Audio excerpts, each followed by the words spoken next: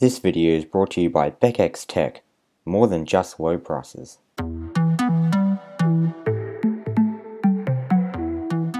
Hey, how's it going everyone? It's Alec from Mobile Tech Guide, and today we're going to be taking a look at the top 10 features of the LG G3, along with 10 tips and tricks. Without further ado, let's get into it.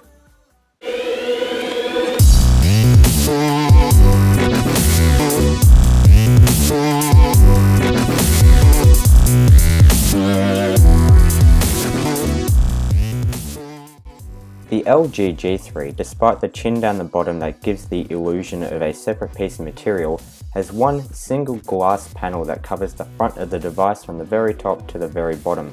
This makes cleaning the front extremely easy and means there is less places for bits of crap to get into the phone. And of course, it makes the front of the device look amazing.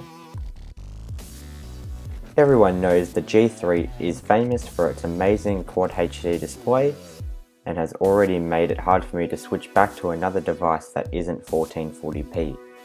Of course, most, if not all apps are not optimized to take advantage of this amazing screen, but that being said, you do spend a lot of time navigating through the phone and using the built-in apps and features, and these are all adapted for the high resolution goodness.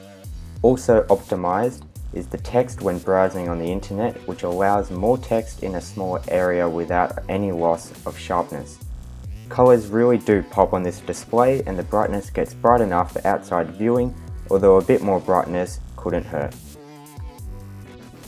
Regardless of the fact that the LG G3 is lacking that premium metal we love to see and feel on our devices, the phone fits well in the hand and feels just as great.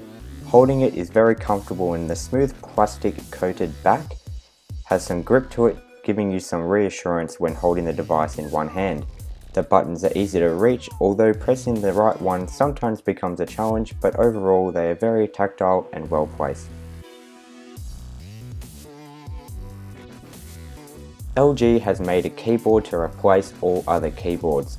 With almost as much customization as you want, the G3's keyboard is fantastic. You can change the bottom row keys, you can even have numeric keys on the top row, which every goddamn keyboard needs. You can change the theme of the keyboard as well as the height, which is perfect because if there is something you are guaranteed to spend heaps of time using on your smartphone, it is the keyboard. The word prediction is great and learns new words that you use over time. You can even swipe type on the keyboard as well for one-handed use. LG has done a fantastic job at making this keyboard experience better for every type of person. Having such a big screen and the buttons on the back, LG have made it a tradition for their phones to feature knock-on and knock-code capabilities. Knock-on is simply a double tap on the locker screen to wake the device, a double tap on the home screen turns the screen off, and a double tap on the notification bar while in an application will shut off the display.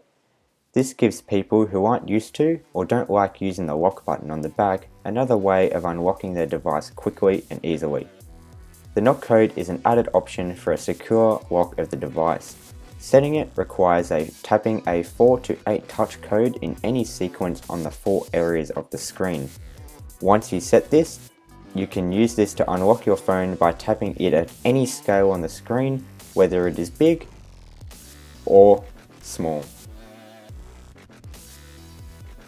Guest mode was introduced into the G3 and allows you to set a separate unlocking method, possibly using the knock code, that takes whoever may be using your phone to a separate home screen. Here they can only use the apps that you have pre-selected in the settings. They have no access to your app drawer or the notification bar. Finally, you can let your friends or children use your phone without the worry of anything being deleted or any private messages or photos being viewed.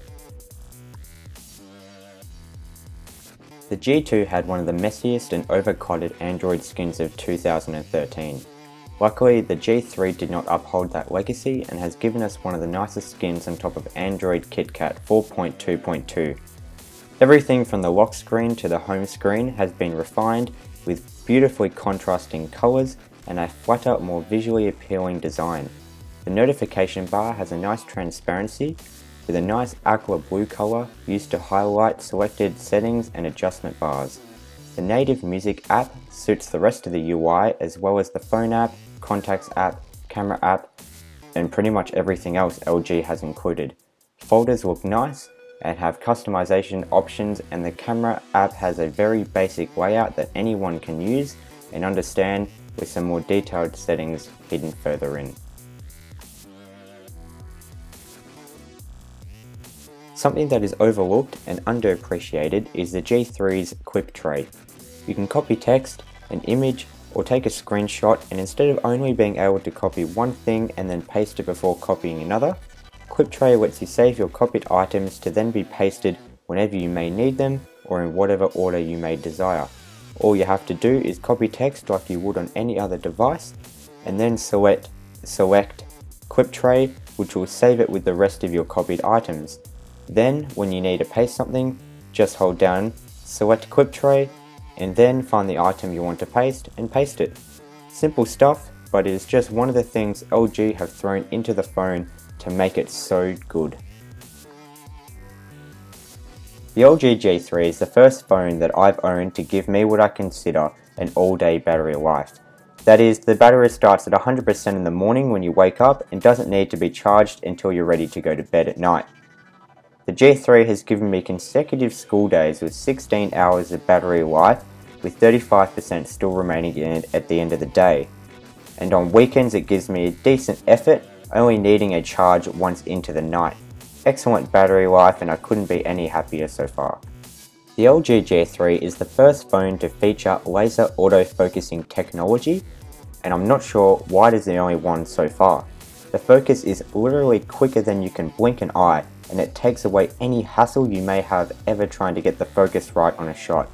The camera takes stunning 13 megapixel shots and shoots beautiful 4K video. The front-facing camera is the same as any, but nevertheless still takes good enough shots for your Facebook profile pictures, Snapchat and Instagram. In the settings, you are able to change the quality of the video and photos with an average slow motion option. The quality of the shots is excellent, and even zooming in 50% into a photo doesn't cause much loss in sharpness. Alright, now for the top tricks and tips. First off, if we go into the settings, we see that the default view here is a tab view. This breaks it up into categories such as general, display, sound, and networks. But if you want to change this, you go up to the three dots up here, switch to list view, and now everything is in one big list. Next, pull down the notification bar, and we can see at the top here, we have our quick settings. Here you can toggle on and off different features of the phone, such as Wi-Fi, Bluetooth, and many more. If we slide to the end and you go edit, you can change what different settings appear and also what order they appear in. So if I didn't want Wi-Fi to be in my quick settings, I can remove that. If I wanted my auto rotate screen to be at first on the settings, I just move it up like this, go back. Now we can see that it is rearranged at the top here. Next up is smart cleaning. So we're going to our settings, scroll down to smart cleaning, and what this is a way of clearing temporary files and downloaded files to free up memory. Here it tells us how much memory we have available, and if we touch temporary files, we can then go down and press clean, and what it is now doing is cleaning temporary files. Upon receiving a call, you don't have to touch answer. You can simply raise the phone to the side of your face for the phone to automatically answer the call for you. When using the front-facing camera, if pressing the button isn't practical at the time, you can raise your hand and the phone will detect it, and then you can clench your hand to make a fist and it will begin a 3-second countdown before it takes the selfie. For those of you that want an easier way to snooze your alarm in the morning, what you can simply do when the alarm goes off is turn the device over and it will snooze the alarm for 5 minutes. Another alarm trick is, if you have trouble getting up in the morning, with your alarm, what you can do when you add a new alarm, scroll down and you can choose to do a puzzle to stop the alarm.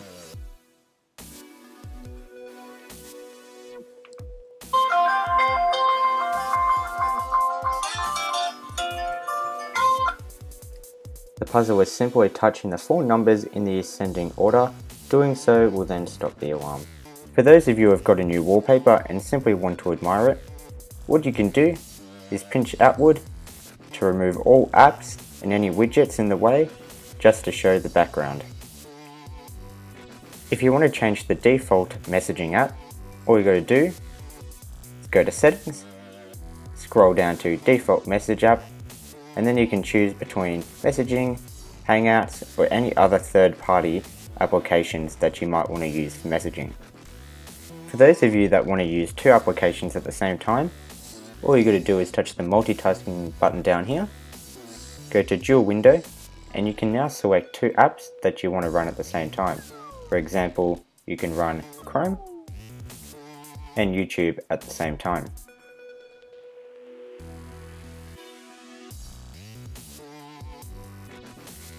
That brings us to the end of this video, and I hope you enjoyed it.